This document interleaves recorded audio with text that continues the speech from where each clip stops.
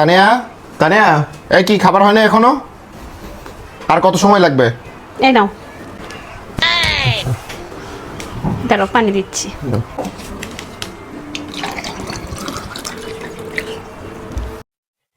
কেমন হয়েছে খাবার? কেমন হয়েছে মানে? খাবার যেমন হয় তেমনই হয়েছে। এটা আবার স্পেশালি কি বলতে হবে? না মানে তরকারি কি ভালো হয়েছে না খারাপ হয়েছে একটু যদি বলতা। দেখো তানিয়া, আন্দাজে হচ্ছে আধিক্যতা দেখাইতে আসো না, ঠিক আছে?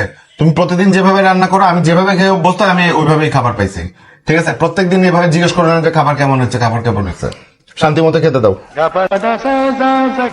আচ্ছা ঠিক আছে, তুমি খাও। বোন প্লেটটা দিয়ে যাও।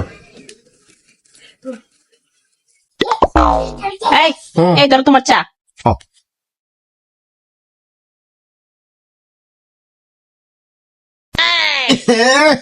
এটা তুমি কি বানাইছো?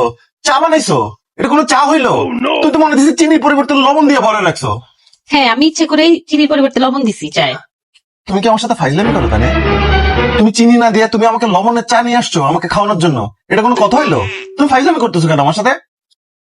আমি ফাইজলামি করতেছি না, আজকে আমি চিনির পরিবর্তে চায়ে লবণ দিছি দেখে তোমার এতগুলা কথা আমি শুনতে পারলাম।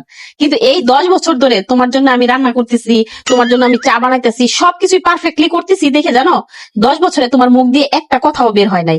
চা খাওয়ার সময় তুমি কি কখনো আমাকে একটা কিছু বলছো যে আজকে চাটা ভালো হয়েছে বা হয় নাই বা পাতলা হয়েছে ঘন হয়েছে? কখনোই বলো নাই, কারণ তুমি সবসময় পারফেক্ট পাইছো। আর যখন আমি তোমাকে খাবার দেই, আমি যদি একটাবার তোমাকে জিজ্ঞেস করি কেমন হয়েছে, তারপরেও তুমি চিল্লাচিল্লি শুরু করে দাও, কিন্তু কোনোদিন কিন্তু বলো নাই যে আজকে লবণ বেশি হয়েছে, আজকে হলুদ বেশি হয়েছে, আজকে মরিচ বেশি হয়েছে, কারণ আমি তোমাকে পারফেক্ট দিয়ে আসছি। আমার কি এইটুকু শোনার অধিকার নাই যে আমার জিনিসটা পারফেক্ট হয়েছে বা ভালো হয়েছে? যেভাবে আজকে চা বানানোটা খারাপ হয়েছে দেখে তুমি এতগুলা কথা শোনাইলা, ভালো হলে কি একটা কথা শোনানো যায় না? আমাকে বলো তো দেখি। ঠিক আছে, আমি চা বানাই নিয়ে আসি।